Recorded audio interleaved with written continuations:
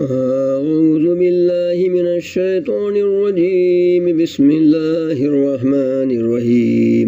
ياسين والقرآن الحكيم إنك لمن المرسلين على صراط مستقيم تنزيل العزيز الرحيم لتنذر قوما ما أنذر آباؤهم فهم غافلون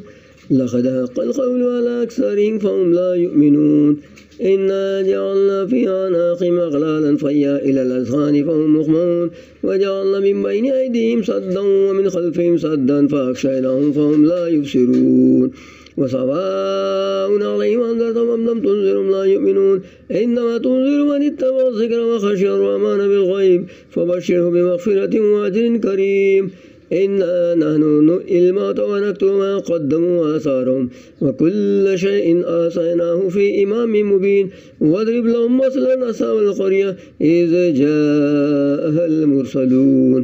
إذ أرسلنا إليهم اثنين فكذبوهما فعززنا بثالث فقالوا إنا إليكم مرسلون قالوا ما أنتم إلا بشر مثلنا وما أنزل الرحمن من شيء إن أنتم إلا تكذبون قالوا ربنا يعلم إنا إليكم لمرسلون وما علينا إلا البلاغ المبين قالوا إنا تطيرنا بكم لئن لم تنتهوا لنرجمنكم وليمسنكم منا عذاب أليم قالوا طائركم معكم أئن ذكرتم بل أنتم قوم مسرفون وجاء من أقصى المدينة رجل يسعى قال يا قوم اتبعوا المرسلين اتبعوا من لا يسألكم أجرا وهم مهتدون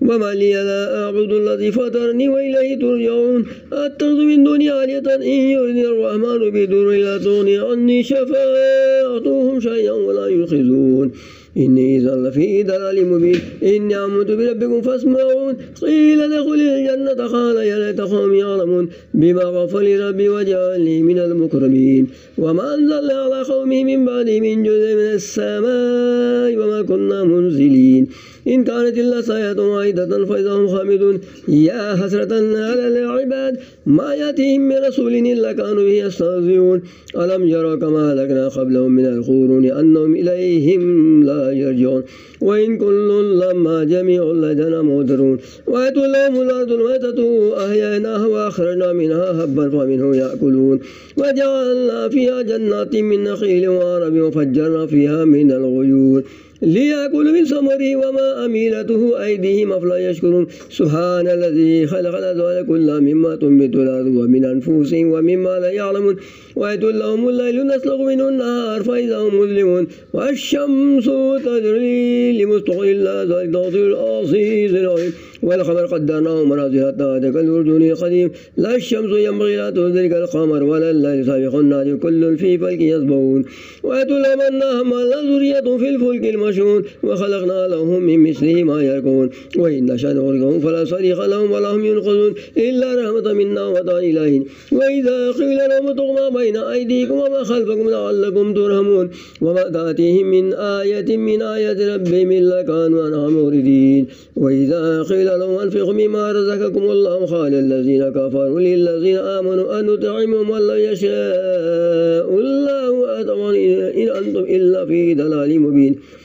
ويقولون متى هذا الوعد إن كنتم صادقين ما ينظرون إلا صيحة واحدة تأخذهم وهم يخصمون فلا يستطيعون توصية ولا إلى أهلهم يرجعون ونفخ في الصور فإذا من الأجداث إلى ربهم ينسلون قالوا يا ويلنا من بعث من مرقدنا هذا ما وعد الرحمن صدق المرسلون إن كانت إلا صيحة واحدة فإذا هم جميع لدينا محضرون فاليوم لا تظلم نفس شيئا ولا تجزون إلا ما كنتم تعملون إن أصحاب الجنة اليوم في شغل فاكهون هم وأزواجهم في ظلال على الأرائك متكئون لهم فيها فاكهة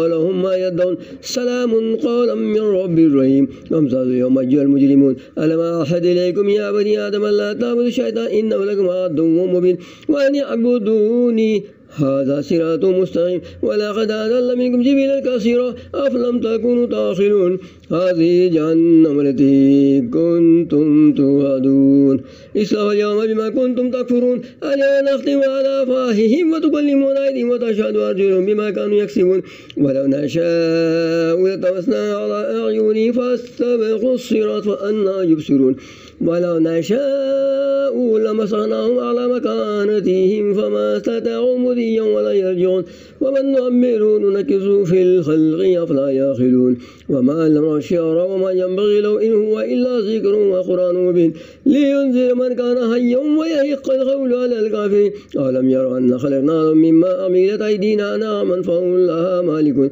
وذللناها لهم فمنها ركوبهم ومنها يأكلون ولهم فيها منافع ومشارب أفلا يشكرون واتخذوا من دون الله آلهة لعلهم ينصرون لا يستطيعون نصرا وهم لهم جند مهدرون فلا يحزنك قولهم إنا نعلم ما يسرون وما يعلنون ألم يرى الإنسان أن خلقناه من نطفة فإذا هو خصيم مبين وضرب لنا مثلا ونسي خلقه قال من يحيي العظام وهي رميم قل يحييها الذي أنشأها أول مرة وهو بكل خلق عليم الذي جعل لكم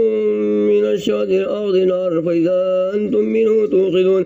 أوليس الذي خلق السماوات والأرض بقادر أن يخلق مثلهم بلى وهو الخلاق العليم إنما أمره إذا أراد شيئا أن يقول له كن فيكون فسبحان الذي بيده ملك كل شيء وإليه ترجعون صدق الله العظيم.